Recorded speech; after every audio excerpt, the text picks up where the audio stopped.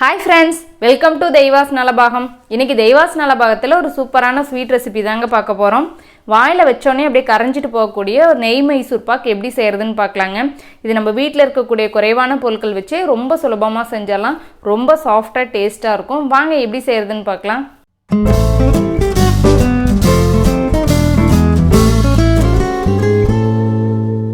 First இந்த recipe பண்றதுக்கு stove on பண்ணி ஒரு pan வெச்சுக்கோங்க. pan ஹீட் ஆனது இதில் வந்து 1 கப் அளவுக்கு கடலை மாவு எடுத்து வச்சிருக்கேன். உள்ளே சேர்த்துக்கலாம். உள்ளே சேர்த்துட்டு இதை நல்ல மிதமான தீயிலேயே நல்லா வாசம் வர அளவுக்கு வறுத்துக்கோங்க. ஒரு 4லேருந்து 5 நிமிஷம் நல்லா வறுத்திங்கன்னா நல்லா வாசம் வரும். இந்த கடலை மாவுலேருந்து அந்த அளவுக்கு நல்லா வறுத்துக்கணும். அதே மாதிரி நல்லா கலர் சேஞ்ச் ஆகாத பார்த்துக்கோங்க. நல்லா இந்த அளவுக்கு வறுத்தாச்சு. இப்போ வந்து ஸ்டவ் ஆஃப் பண்ணிவிட்டு இதை வேற ஒரு பாத்திரத்தில் நல்லா சலிச்சு எடுத்துக்கலாம். மாவை நல்லா ஸ்மூத்தாக சலிச்சு எடுத்துக்கோங்க. அப்போ தான் சூப்பராக இருக்கும். இப்போ இந்த அளவுக்கு நல்லா சலிச்சு எடுத்தாச்சு. இப்போ இதில் நெய் சேர்த்துக்கலாம். நான் 1 கப் அளவுக்கு நெய்யை நல்லா உருக்கி எடுத்திருக்கேன். இப்போ இதை உள்ளே சேர்த்துக்கலாம்.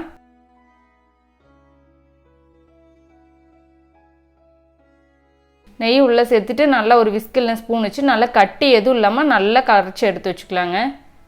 நல்லா ஸ்மூத்தாக இருக்கணும். நல்லா இந்த அளவுக்கு கரைச்சி எடுத்து வச்சாச்சு. இப்போ இருக்கட்டும், நம்ம சக்கரை பாவு காய்ச்சிடலாம். ஸ்டவ் ஆன் பண்ணி ஒரு பேன் வச்சுட்டு இதில் நான் 1 கப் அளவுக்கு சக்கரை எடுத்திருக்கேன். இது உள்ளே சேர்த்துக்கலாம். எந்த கப்பில் வந்து நம்ம கடலை மாவு எடுத்தோமோ அதே கப்லேயே சர்க்கரை எடுத்துக்கோங்க. இப்போ இதுக்கு ஒரு 1/4 கப் அளவுக்கு தண்ணி உள்ளே சேர்த்துட்டு இதை நல்லா வந்து சக்கரை கரைஞ்சி நல்லா பாகு ரெடி ஆகணும். நல்லா ஒரு கம்பி பற வரணும். அது வரைக்கும் நல்லா காய்ச்சி எடுத்துக்கோங்க. சர்க்கரையெல்லாம் நல்லா கரைஞ்சி இப்போ வந்து கொதிக்க ஆரம்பிச்சிருச்சு. இப்போ நல்லா பபிள்ஸ்லாம் வந்துருச்சு. இப்போ நம்ம வந்து பாகு பதம் வந்து நம்ம செக் பண்ணிடலாம். இப்போ தொட்டு இப்படி பார்த்தீங்கன்னா நல்லா ஒரு கம்பி பதம் வரணும். இதுதான் சரியான பதம். இப்போ இதில் நம்ம கரைச்சி வச்சுருக்கிற இந்த கடலை மாவு கரைசலை உள்ளே சேர்த்துக்கலாம். உள்ளே சேர்த்துட்டு அப்படியே கொஞ்சம் கொஞ்சமாக அப்படியே கலந்து விடுங்க. இப்போ எல்லாம் உள்ளே சேர்த்தாச்சு. அப்படியே கலந்து விட்டுட்டே இருங்க. அடுப்பை வந்து நல்ல மீடியம் ஃப்ளேம்லேயே வச்சுக்கோங்க. நல்லா கலந்து விட்டுட்டே இருங்க. கொஞ்ச நேரத்துலேயே இது வந்து நல்லா திக்காக ஆரம்பிச்சிரும். நல்லா இந்த அளவுக்கு திக்காகணுன்னே இதில் நம்ம வந்து நெய் இன்னும் மேலும் சேர்த்துக்கலாம். நான் ஒரு 1/2 கப் அளவுக்கு நெய் எடுத்திருக்கேன். இதை வந்து ஒட்டுக்காக சேர்த்துக்கக்கூடாது. கொஞ்சம் கொஞ்சமாக சேர்த்துட்டு கொஞ்சம் நெய் சேர்த்ததுக்கப்புறம் நல்லா கலந்து விடுங்க. அது உள்ளே சேர்ந்ததுக்கப்புறம் மறுபடியும் சேர்த்துக்கலாம். நல்லா இந்த மாதிரி கலந்து விட்டாச்சு. இதில் மறுபடியும் கொஞ்சம் சேர்த்துக்கலாம். ஒரே பேட்சாக சேர்த்துக்காத ஒரு 2-3 பேட்சாக வந்து நெய் வந்து சேர்த்துக்கோங்க. இப்போ மீதி இருக்கிற நெய்யும் உள்ளே சேர்த்துடலாம். சேர்த்துட்டு இப்போ நல்லா கலந்து விடலாம். அடுப்பு மீடியம் ஃப்ளேம்லேயே வச்சுக்கோங்க. நல்லா குறைவான தீயிலே வச்சுட்டு ஒரு 10 நிமிஷத்துக்கு நல்லா அதை வந்து நீங்கள் கலந்து விட்டிங்கன்னா சரியாக இருக்கும்.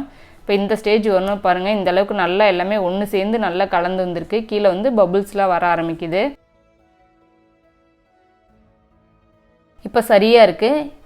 இப்போ இந்த மாதிரி பபுள்ஸ் வரும்போது இப்போ ஸ்டவ் ஆஃப் பண்ணிவிட்டு வேறு ஒரு பிளேட்டுக்கு இதை நம்ம மாற்றிடலாம். வேறு ஒரு பிளேட்டுக்கு மாற்றி விட்டு மேலே ஒரு ஸ்பூன் வச்சுட்டு நல்லா அழுத்தி விடுங்க. அதை இந்த மாதிரிக்கு ஈவனாக நல்லா அழுத்தி விட்டுட்டு நல்லா இது செட் ஆகட்டும். அப்படியே விட்டுருங்க. ஒரு 1/2 அன் ஹவருக்கு நல்லா செட் ஆனதுக்கப்புறம் இதை நம்ம பீஸ் போட்டுக்கலாம். இப்போ நல்லா செட் ஆயிடுச்சு. இப்போ வந்து கத்தி வச்சுட்டு உங்களுக்கு எந்த சைஸ்க்கு வேணுமோ அந்த அளவுக்கு நீங்கள் வந்து பீஸ் போட்டு எடுத்துக்கோங்க. அப்படியே ரொம்பவே சாஃப்டாக இருக்கும்.